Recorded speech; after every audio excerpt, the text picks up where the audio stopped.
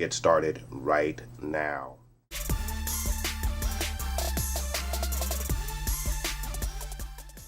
All right, guys, so if you remember from last season, we left off with Mr. Creepy Boots spying on Gabriel. So we catch up with Gabriel seemingly calmly walking through Alexandria. When he gets to the pantry, he goes into looter's mode.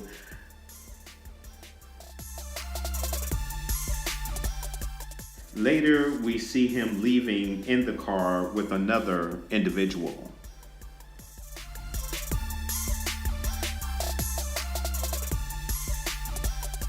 Meanwhile, Rick and the gang are at the hilltop trying to convince Gregory to join them in their fight against Negan, but he refuses. However, Enid is able to convince some at the hilltop to join Rick's cause. Jesus has also stolen one of the Savior's walkie-talkies so they can listen in on the Saviors. Jesus takes Rick and the group to meet King Ezekiel at the kingdom to discuss them joining their fight against Negan and the Saviors. After Rick states his case, King Ezekiel states that he will make his decision in the morning, even after Rick's wonderful tale about the rock in the road. Morgan is then told about the brutal deaths of Glenn and Abe at the hands of Negan. We get a very quick glimpse of Carol hunting in the woods.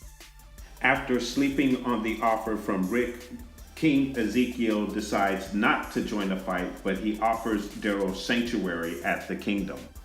As the crew heads back to Alexandria, leaving Daryl behind at the kingdom, they stumble across a trap that has been set up by the Saviors that contains several sticks of dynamite.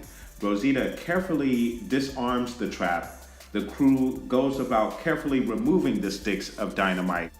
However, a herd of walkers are quickly approaching. Rick devises a plan to get the cars that were cleared in place while keeping the herd from cutting them off, and what happens next is simply amazing.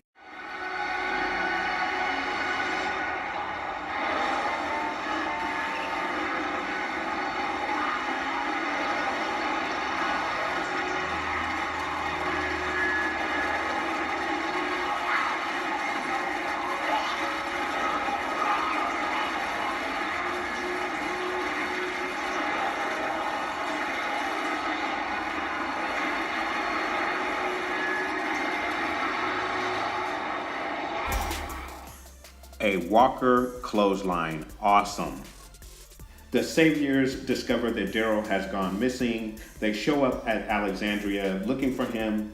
In the search, Rick finds that the pantry has been cleared out. After being told about Gabriel coming up missing, Rick investigates the pantry where some obvious clues were left behind, the biggest being the word boat written in the pantry log. Rick and Aaron quickly put two and two together. Then they go back to the boat where they found the supplies. And this is what happens next.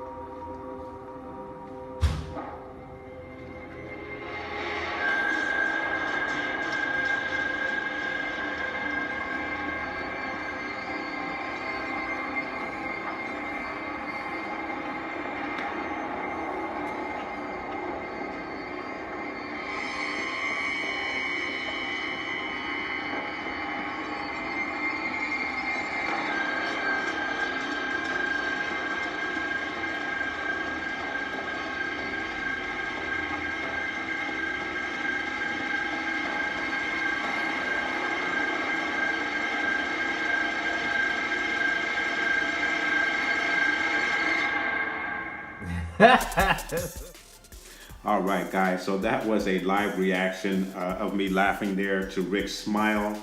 So we're going to get into my final thoughts right now. So I thought this was a very good episode. Obviously, they are setting us up for all out war. We have a new group who has entered the game. Rick's smile at the end makes me think that he's going to try to recruit them. We will see how that turns out. Love that smile. My key moments, the first being the small group of recruits from the hilltop. We could see Maggie overthrow Gregory very soon.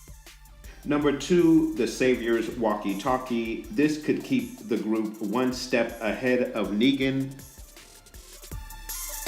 Number 3, King Ezekiel's refusal to help Rick and the gang. I believe something is going to change his position due to an event coming up in the next episode.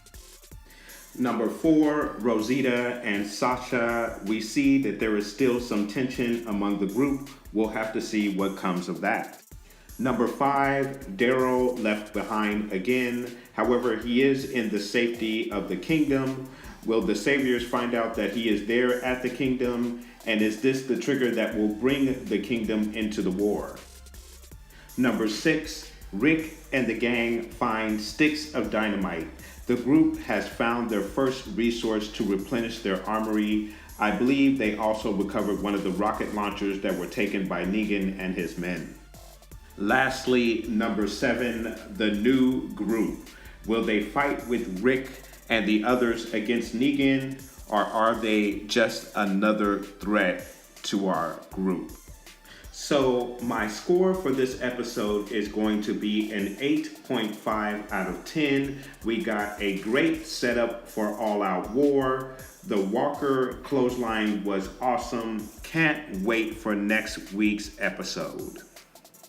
So guys, I want to thank you very much for watching this recap and review of the Walking Dead Rock in the Road episode. Like and subscribe and have a wonderful day.